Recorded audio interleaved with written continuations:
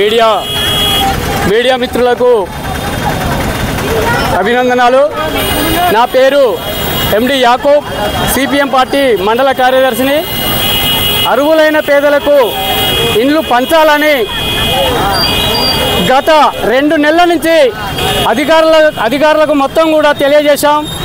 స్థానిక గౌరవనీయులైన ఎమ్మెల్యే గారికి కూడా మెమోరాండం ఇచ్చాం। అయినా అధికారులు కానీ గౌరవనీయులైన ఎమ్మెల్యే కానీ పేదల పట్ల ఏమాత్రం కూడా స్పందన లేదు। మొండి వైఖరిగా వ్యవహరిస్తూ ఉంది ఈ ప్రభుత్వం యొక్క మొండి వైఖరిని తగ్గించుకొని పేదలకు తక్షణమే న్యాయం చేయాలనేది సిపిఎం పార్టీగా మేము డిమాండ్ చేస్తూ ఉన్నాం। 2 రోజులుగా ర్యాలీ నిరాహార దీక్షలు కూడా చేశాం। ఈరోజు వంట మార్పు కార్యక్రమాన్ని ఈ సెంటర్లో చేస్తూ ఉన్నాం, అమ్మాపురం సెంటర్లో చేస్తూ ఉన్నాం।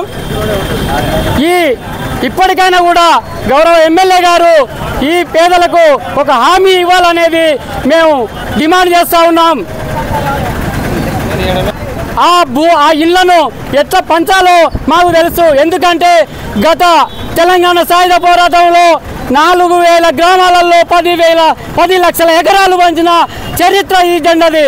ఈ భూములు పంచడం కానీ ఆ డబుల్ బెడ్రూమ్లు ఆక్రమించడం కానీ సిపిఎం పార్టీ ఎర్ర జెండాకు అది సాధ్యమే।